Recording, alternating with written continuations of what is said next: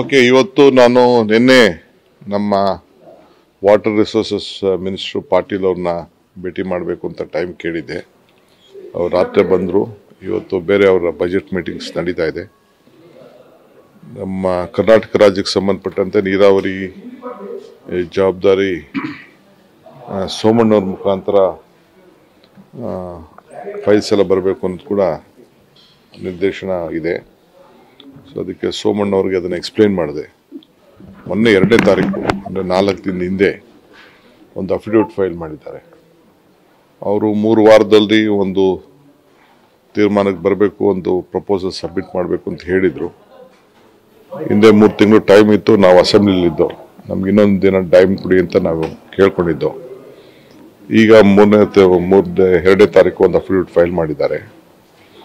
So ಆ ದೃಷ್ಟಿಯಿಂದ ನಾನು ಅವ್ರಿಗೆ ಟೈಮು ಫಿಕ್ಸ್ ಮಾಡಿ, ನೀವು ಯಾವ್ದು ಬೇಕಾದ್ರೆ ರೆಡಿ ಇದ್ದೀನಿ. ಯಾಕೆಂದ್ರೆ ನಾವು ಒಬ್ಬರೇ ಮಾತಾಡೋದಲ್ಲ, ತಮಿಳ್ನಾಡು ಕೂಡ ಅವ್ರಿಗೆ ಕರೆಸಬೇಕು. ಮುಂಚಿತವಾಗಿ ಅದು ಬ್ರೀಫ್ ಮಾಡೋಣ ಅನ್ನೋ ದೃಷ್ಟಿಯಿಂದ ಟೈಮ್ ಕೇಳಿದ್ದೆ. ಸೊ ಫಿಕ್ಸ್ ಮಾಡ್ತೀನಿ ಅಂತ ಹೇಳಿದರೆ ಅಫಿಷಿಯಲಾಗೆ ನಮ್ಮ 3-4 ಡೇಟ್ ಪ್ರಪೋಸಲ್ಸ್ನ, ಯಾಕೆಂದರೆ ನಾವು ಅವ್ರದ್ದು ಪಾರ್ಲಿಮೆಂಟು ಶುರು ಆಗ್ತಾ ಇದೆ, ಅಷ್ಟರೊಳಗಡೆ ನಾವೊಂದು ಡೇಟ್ ಫಿಕ್ಸ್ ಮಾಡಲಿಕ್ಕೆ ಅವ್ರಿಗೆ ರಿಕ್ವೆಸ್ಟ್ ಮಾಡ್ತಾ ಇದ್ದೀವಿ. ಅವರು ಡೇಟ್ ಕೊಡ್ತೀವಿ ಅಂತ. ಅದಾದಮೇಲೆ ತಿರ್ಗಿ ಅವರು ಸುಪ್ರೀಂ ಕೋರ್ಟು ಏನೋ ಒಂದು ಡೈರೆಕ್ಷನ್ಸ್ ಇದೆ, ನಿಮ್ಮಲ್ಲೇ ನೆಗೋಸಿಯೇಷನ್ ಮಾಡಿಕೊಂಡ್ರೆ ಒಳ್ಳೆಯದು ಅಂತ. ಏಕೆಂದರೆ ಇದು ನಮ್ಮ ಕೋಲಾರಕ್ಕೆ ಸಂಬಂಧಪಟ್ಟಂತೆ ಅಲ್ಲಿ ಕುಡಿಯೋ ನೀರಿಂದು ಪೆನ್ನಾ ರಿವರು ಏನವ್ರಿಗೆ ತೊಂದರೆ ಆಗಲ್ಲ, ಬಟ್ ಅವ್ರ ಸ್ಟೇಟು ತೊಂದರೆ ಆಗ್ತದೆ ಅಂತ. ಕೋಲಾರಲ್ಲಿ ಎಷ್ಟು ನೀರು ಸಮಸ್ಯೆ ಇದೆ ಅಂತ ನಿಮಗೆ ಅರಿವಿದೆ. ಹೊಸಕೋಟೆಗೂ ಆ ನೀರು ಬರುವಂಥದ್ದು ಇದೆ. ಸೊ ಈಗಾಗಲೇ ಆ ಭಾಗಕ್ಕೆಲ್ಲ ನಾವು ವೇಸ್ಟ್ ಆಗ್ತಿದ್ದ ನೀರನ್ನ ತೆಗೆದುಕೊಂಡು ಹೋಗಿ ಹಾಕ್ತಾ ಇದ್ದೀವಿ. ಒಳ್ಳೆ ಪ್ರಾಜೆಕ್ಟು. ಆ ಪ್ರಾಜೆಕ್ಟ್ ನೋಡಿ ಹಿಂದೆ ಸೆಂಟ್ರಲ್ ಗೌರ್ಮೆಂಟು ಭಾಳ ಅಪ್ರಿಷಿಯೇಷನ್ ಎಲ್ಲ ಕೊಟ್ಟಿತ್ತು.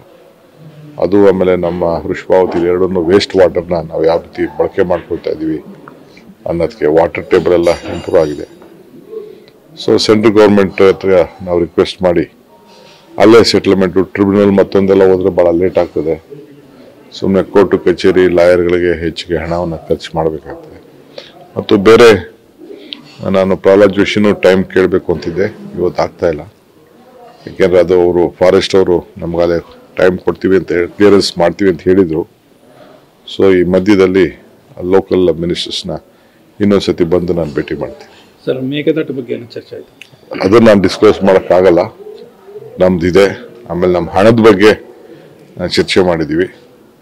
ನಮಗೇನು 5200 ಕೋಟಿ ಕೊಡಬೇಕು ಅಂತ, ಏನೋ ರಿಡಕ್ಷನ್ ಮಾಡ್ತಾ ಇದ್ದಾರೆ ಅಂತ ಒಂದು ಸುದ್ದಿ ಇದೆ. ಇನ್ನು ನನಗದು ಸರಿಯಾದ ಮಾಹಿತಿ ಇಲ್ಲ. ಯಾವಾಗ ಏನು ಕೊಡ್ತಾರೆ? ಅದೇ ಕೊಡ್ತೀವಿ ಅಂತ ಹೇಳ್ತಾ ಇದ್ದಾರೆ. ಅದು ನಮ್ಮ ಪ್ರಾಜೆಕ್ಟ್ ಎಲ್ಲ ಕಳಿಸ್ಕೊಟ್ಟಿದ್ದೀವಿ, ಸ್ವಲ್ಪ ಫಾಲೋ ಅಪ್ ಮಾಡ್ತಾ ಇದ್ದೀವಿ.